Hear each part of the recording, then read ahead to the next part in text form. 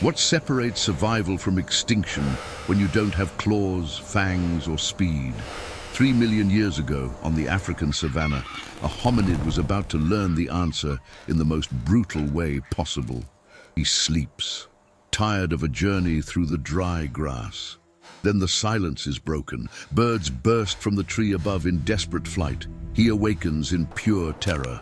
Something happened here. Something big. Something that even birds fear.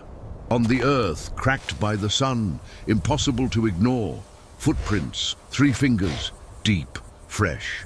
They belong to a creature that knows no mercy, does not understand negotiation, only understands hunger and territory. This Australopithecus has a primitive brain, hands that can hold but cannot strike, legs that can run but not fast enough. The mathematics of survival is simple and brutal. Stay on the ground and die. Go up and maybe live a few more minutes. It scales, nails scratch bark. Bare feet slip and find support. Branches bend under its weight. It doesn't matter, higher, always louder. When he finally stops, hidden among leaves, his heart beats so hard that he fears the sound will reveal his position. The savanna stretches infinitely in all directions. Golden, beautiful, deadly. 3 million years ago, beauty and terror were the same thing. Then it appears on the horizon, huge.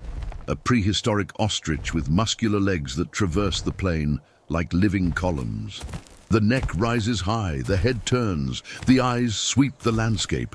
He is looking, it's hunting, it's following a trail that leads directly to the tree where the hominid hides, breathing in small, silent gulps of air. The creature approaches. Every step shakes the earth. It stops just below the tree. Look up. Right now, hanging from a branch meters from the ground, this fragile ancestor represents all future humanity. Every scientist, every artist, every person you've ever loved, all depend on him to survive the next 60 seconds. But he is weak, alone, no natural defenses.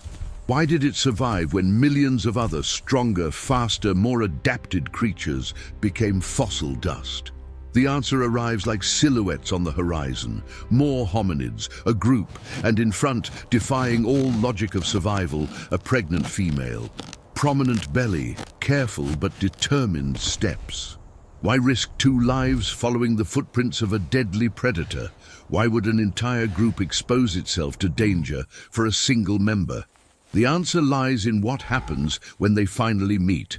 There, in the savanna 3 million years ago, something fundamental about our species is about to be revealed. It doesn't force, not speed, but a trait so powerful, so revolutionary, that it turned fragile primates into the most dominant species the planet has ever known. And what happens in the next few moments, when the group faces the giant ostrich, will forever change how you understand human evolution. But before revealing how our weakest ancestors conquered the African savanna, leave your like and subscribe to the channel, because what happens next will prove that survival was never about being the strongest, but about something much more disturbing.